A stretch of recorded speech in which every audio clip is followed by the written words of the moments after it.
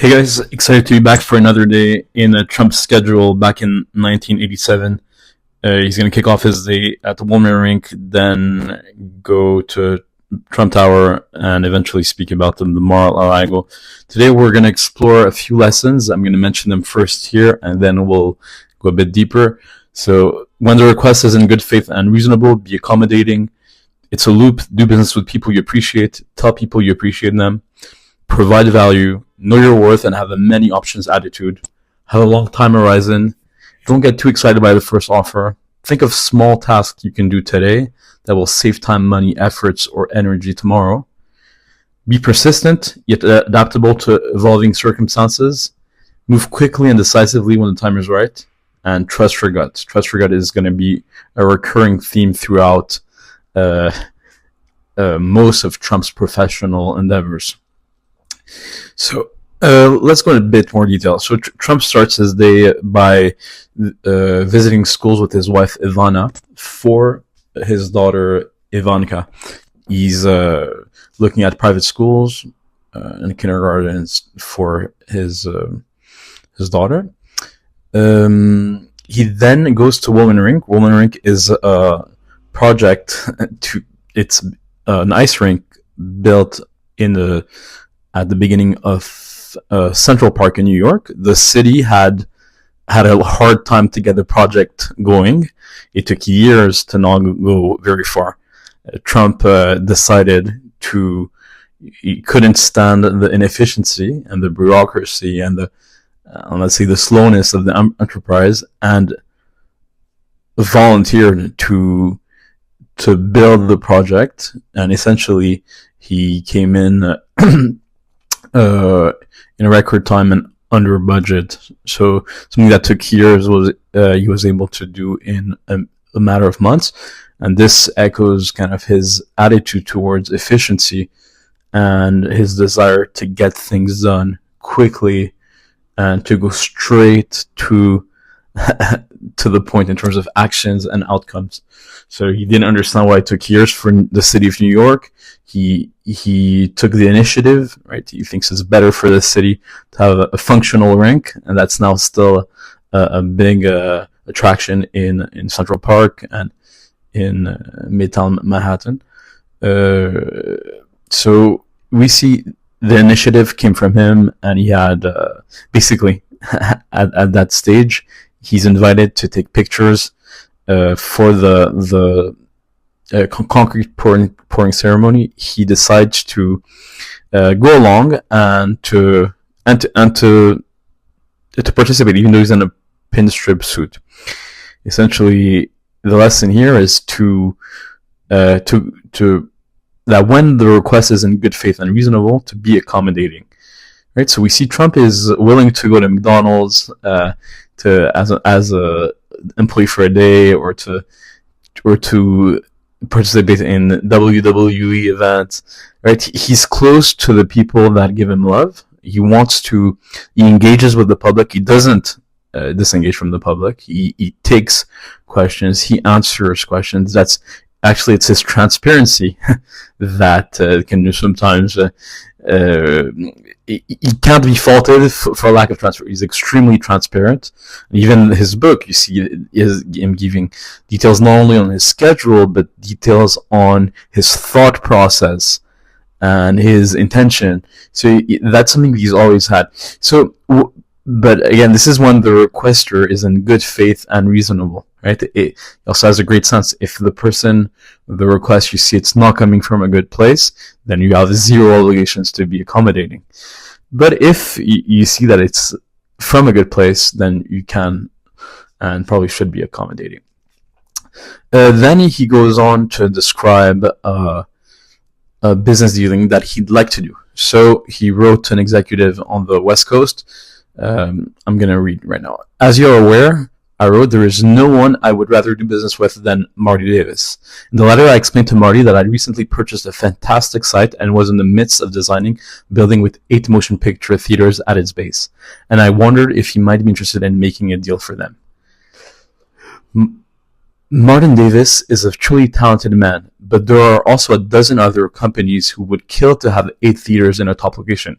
In other words, If I can't make a deal I like with Marty, I've got a lot of other options. So here, there's a couple of lessons. First is to do business with people you appreciate and to tell people that you appreciate them. So it's kind of a loop. You appreciate people, you let them know you appreciate them. When there's opportunities, you bring into them, and vice versa. You rather do business with people you appreciate in general, and we see that's what Trump does here. Secondly, is to provide value. Trump knows he has a great asset that can be exploited in different ways that could be very lucrative for people interested in having movie theaters in the area. And so he knows what he's bringing to the table. He's providing value. He knows his worth, and he also has a many options attitude. So he's not tied down to a single person for a given outcome, right? He prefers to do the deal with Marty, but he's open to not doing it with him if the Marty doesn't want to do it, or if the proposal is not going to be to his standard, right? So he is very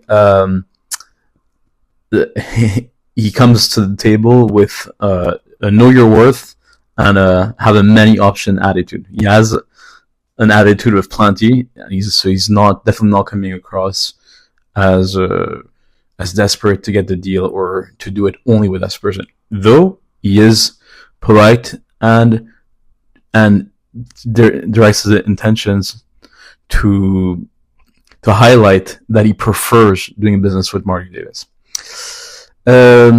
Secondly, now he's going to talk about the Hudson land that he purchased on the Hudson River.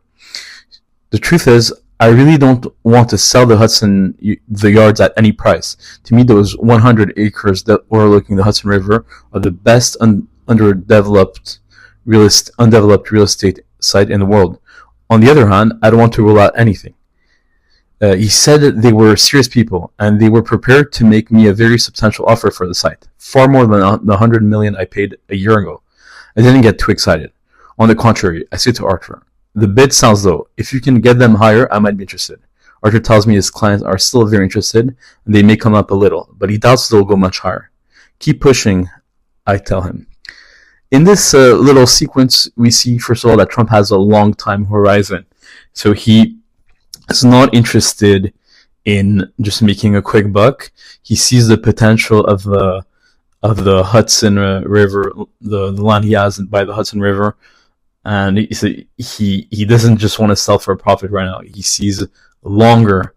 He sees the potential. So have a long time horizon is the lesson here. And secondly, is to don't get excited by the first offer. So even though he paid $100 million for it, and the offer brought forth is much bigger than that, he's not necessarily excited. He doesn't show excitement. He says the bid sounds low. If you can get them higher, I might be interested. So he knows he may have gotten it for a bargain himself, but he also knows the worth of the property. And in any case, he doesn't show excitement at the first offer. Now, another great lesson is to think of small tasks you can do today that will save time, money, and effort or energy tomorrow. So Trump is getting a call from a contractor who's building his pool at Mar-a-Lago. He says, I'm busy, but I take the call anyway. We're going to great lengths to build a pool in keeping with the original design of the house, and I want to make sure every detail is right. All of which is a long way of explaining why I take this call from the pool contractor. He has a small question about the matching of the Dorian stone we're using for the decking, and I care about every detail when it comes to Mar-a-Lago. The call takes 2 minutes, but it will probably save 2 days of work and ensure that the job doesn't have to be ripped out and done over later. So we see sometimes a small effort today avoids much more work tomorrow or the day after. So sometimes just answering the phone, giving certain information, being available to attend to a small task can prevent a larger task. And we can apply this to other settings, if we want to, let's say a small saving can compound later, small improvements in health can compound, etc. So we can apply this to different areas of life. Here in the business sense, just if there's a small task that can prevent future hassle, take the time to do it. Trump is going to explain the story of how he acquired Mar-a-Lago, and the lesson is going to be persistent. So, persistent yet adapting and adaptable to evolving circumstances. This is very important, and you're going to see. I first looked at Mar-a-Lago while vacationing in Palm Beach in 1982. Almost immediately, I put in a bid of $15 million, and the asking price, by the way, was $25 million. And it was promptly rejected. Over the next few years, the foundation signed contracts with several other buyers at higher prices than I'd offered, only to have them fall through before closing. Each time that happened, I put in another bid, but always at a lower sum than before. Finally, in late 1985, I put in a cash offer of $5 million plus another $3 million for the furnishings and the house. Apparently, the foundation was tired of broken deals. They accepted my offer, and we closed 1 month later. The day the deal was announced, the Palm Beach Daily News ran a huge front page story with the headline, Mar-a-Lago's bargain price rocks community. So Trump persevered, was persistent in his bids to acquire Mar-a-Lago, but he also saw that with every passing bid, he put his bid lower. So he went from 15 to, at the end, 5 plus 3, so 8 million all in. Because the foundation, the owners of the property refused his bid, and he realized the market is not really, the other bidders don't have maybe the cash, don't have the financing. He's realizing he's in a better position than he thought he was initially, that although they refused his offer at 15, they don't have much better offers. And so he was comforted in his in the direction of his subsequent bids, and he eventually got it. So then he continues. Soon, several far more modest estates on property at fraction of Mar-a-Lago's size sold for a price in excess of $18 million. I've been told that the furnishings in Mar-a-Lago alone are worth more than I paid for the house. It just goes to show that it pays to move quickly and decisively when the time is right. Upkeep of Mar-a-Lago, of course, isn't cheap, but for what it costs each year, you could buy a beautiful home almost anywhere else in America.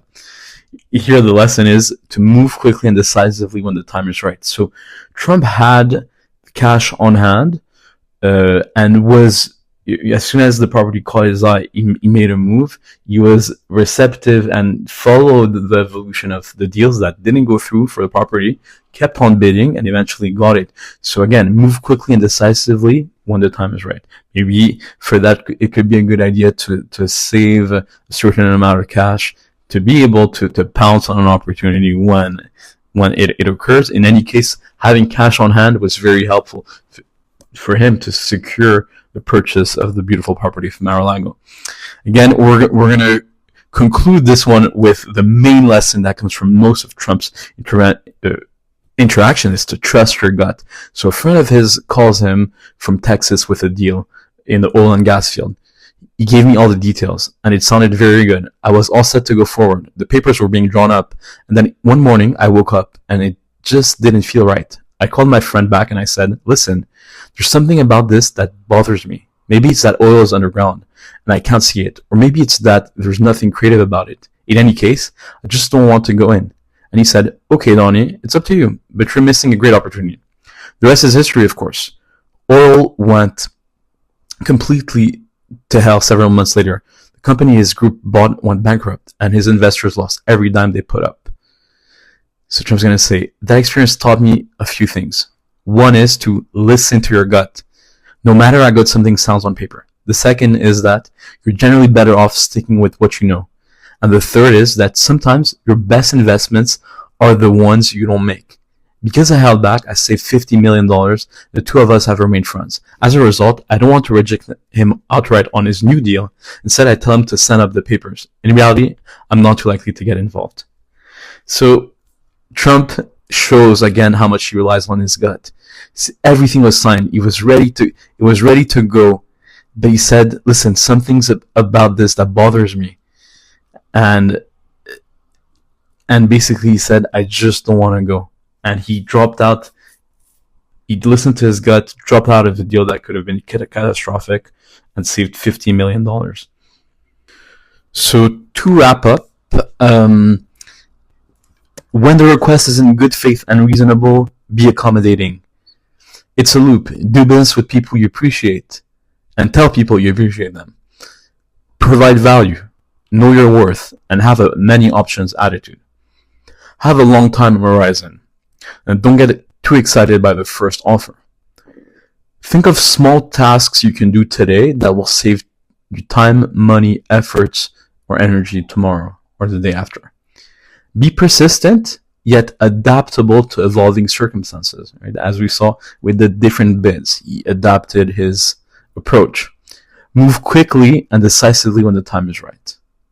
Then trust your gut. And I'll repeat his verbatim quote on the oil and gas experience. That experience taught me a few things. One is to listen to your gut, no matter how good something sounds on paper. 2, the second is that you're generally better off sticking with what you know. 3, and the third is that sometimes your best investments are the ones you don't make. With that, I hope you enjoyed this third day, this Wednesday in Trump's life back in 1987, and be sure to tune in for the next episodes. I appreciate it.